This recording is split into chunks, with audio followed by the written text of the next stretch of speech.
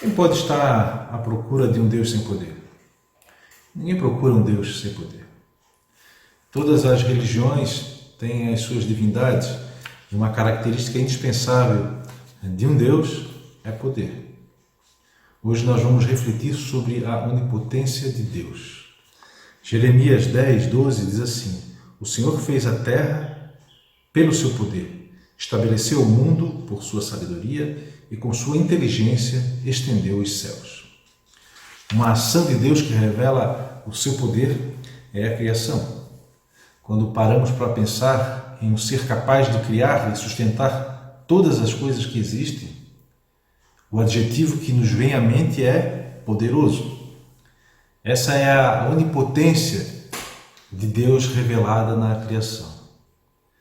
Mas também sabemos que o Deus verdadeiro, que é revelado a nós nas Escrituras, é o Deus que exerce justiça e misericórdia, justamente por causa da sua ilimitada capacidade de fazer isso. Por isso ele é chamado de o Todo-Poderoso. Em Êxodo 34, Moisés narra o que ocorreu com ele quando Deus se apresentou a ele. Ele diz assim: E passando o Senhor diante dele, clamou: Senhor, Senhor Deus compassivo e clemente, longânimo e grande em misericórdia e fidelidade, que guarda a misericórdia em 1000 gerações e que perdoa a iniquidade e a transgressão e o pecado, ainda que não inocente o culpado, e visita a iniquidade dos pais nos filhos e nos filhos dos filhos, até a 3ª e 4ª geração. Essa é a onipotência de Deus revelada na sua misericórdia e justiça, que são aspectos morais de Deus, do Deus que encontramos nas Escrituras. Podemos pensar em duas características principais do Deus Todo-Poderoso. Esse Deus Todo-Poderoso, então, é alguém que ninguém pode impedi-lo de fazer o que ele deseja. Ele também pode fazer tudo o que o agrada. Um comentarista define o poder de Deus da seguinte forma: o poder de Deus é aquela capacidade pela qual pode fazer acontecer tudo o que lhe agrada. Tudo o que a sua sabedoria infinita possa orientar e tudo o que a infinita pureza da sua vontade pode decidir. Mas pensando em termos práticos, nós também podemos especificar um pouco mais o poder de Deus. Podemos classificar o poder de Deus como um poder absoluto e poder ordenado. O poder absoluto é o poder que Deus tem de fazer tudo aquilo que quer fazer, mas não necessariamente faz. Já o poder ordenado é o poder que Deus tem de fazer tudo aquilo que determinou fazer de acordo com a sua perfeita vontade. No poder ordenado nós encontramos o decreto de Deus. Note que aqui o que a gente encontra aqui é a base para dois assuntos importantes na teologia cristã: o decreto de Deus e a providência divina. Esses dois pontos importantes da doutrina cristã só se sustentam porque partem da ação de um Deus todo-poderoso. É importante a gente notar que não estamos falando de dois tipos de poder de Deus. Estamos falando aqui que Deus é todo-poderoso, mesmo que muitas vezes o seu poder absoluto não seja aplicado de forma imediata. E em outras vezes isso acontece.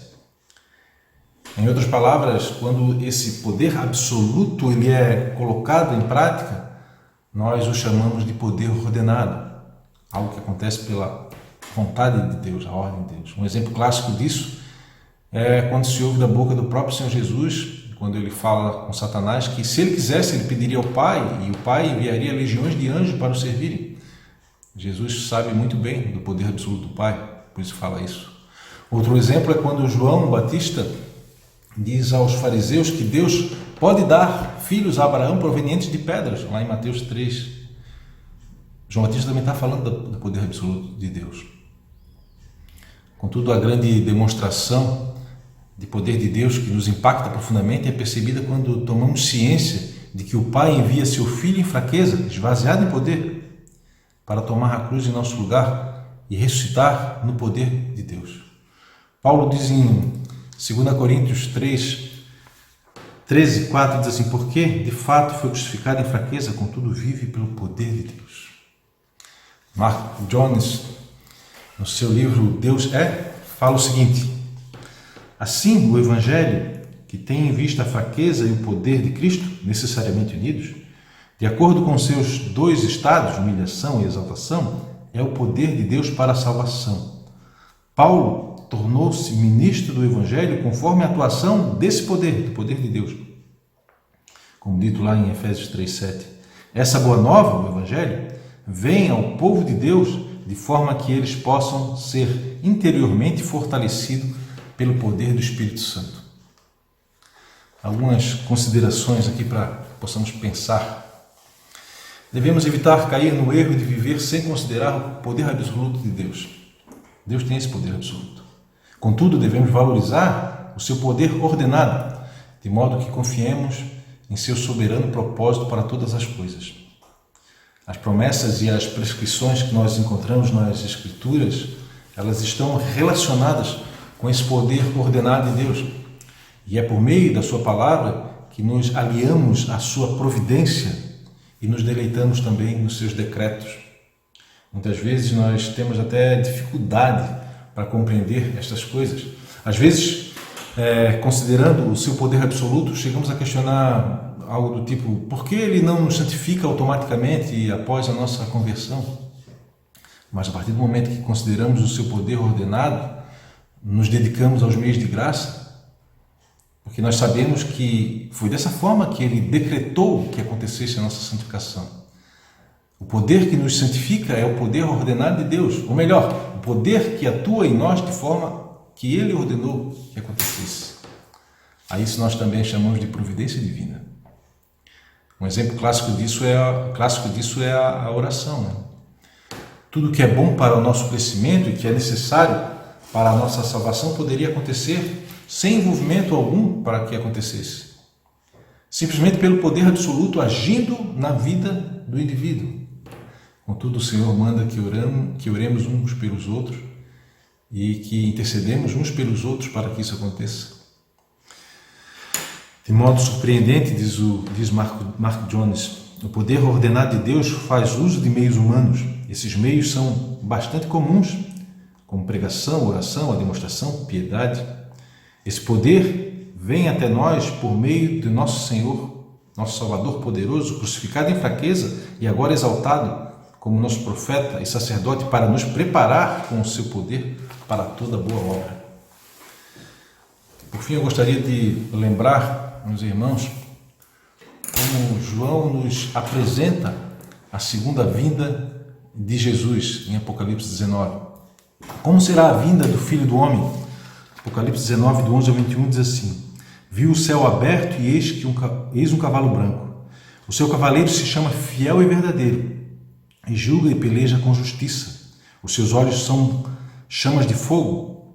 Na sua cabeça há muitos diademas. Tem um nome escrito que ninguém conhece, senão ele mesmo. Está vestido com um manto tinto de sangue, e o seu nome se chama o Verbo de Deus. E seguiam os exércitos que há na terra, montado em cavalos brancos com vestiduras de linho finíssimo, branco e puro. Sai da sua boca uma espada afiada, para com ela ferir as nações, e ele mesmo as regerá com cetro de ferro, e pessoalmente pisará o lagar do vinho e do furor da ira do Deus Todo-Poderoso. Tem no seu manto e na sua coxa um nome escrito: Rei dos Reis e Senhor dos Senhores.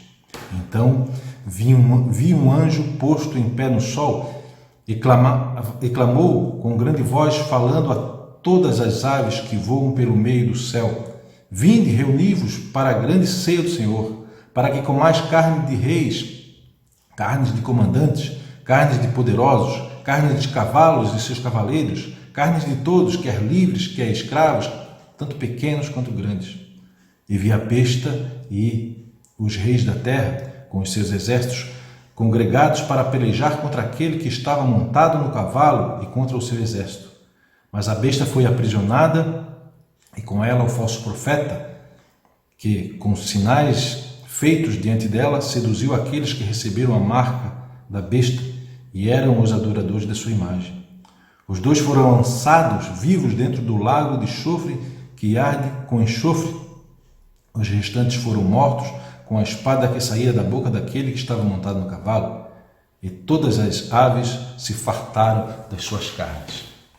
Cristo vem do céu montado no cavalo branco, que representa a pureza. Cristo é chamado de fiel e verdadeiro.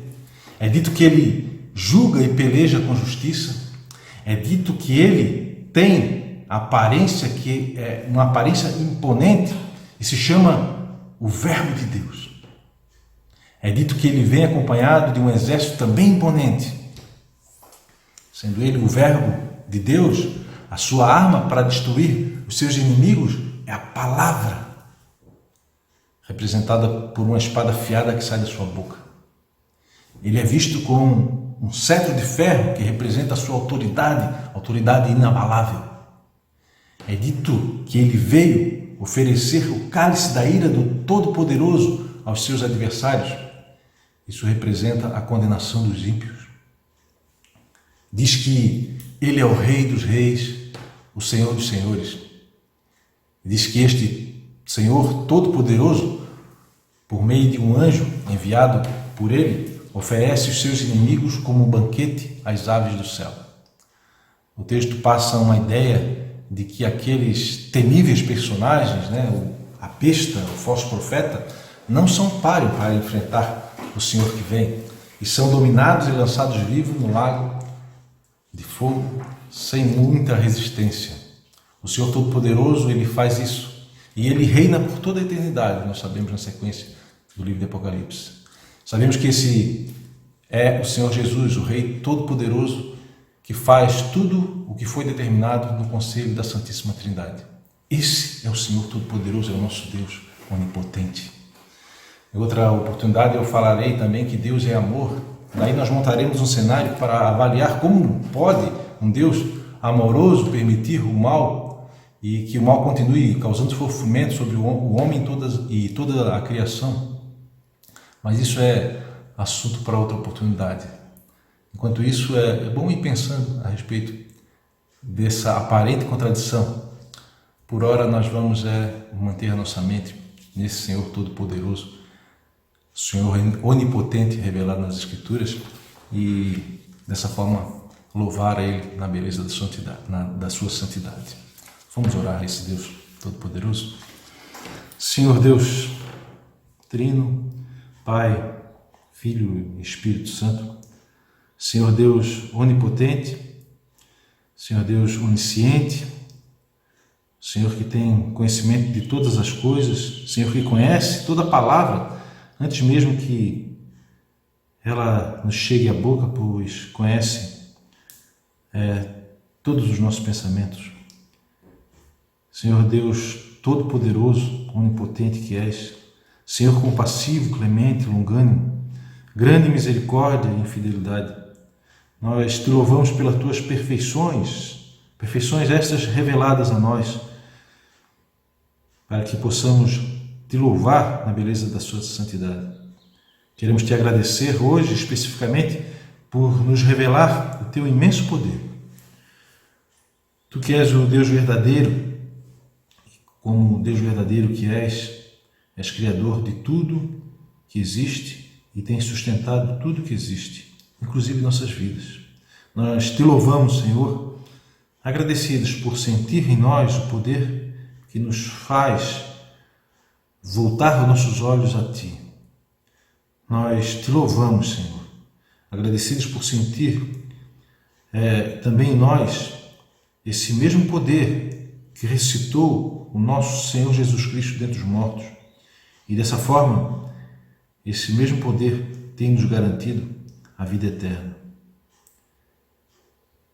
Senhor, obrigado, Senhor, por sabermos também que isso não é obra do acaso, mas obra da sua santa vontade perfeita. Nós te louvamos porque à medida que te conhecemos, mais temos certeza da nossa salvação. Queremos te glorificar por isso. Queremos te louvar, te bendizer, engrandecer o teu nome. Oramos a ti, Senhor Deus, Pai, em nome de Jesus. Amém.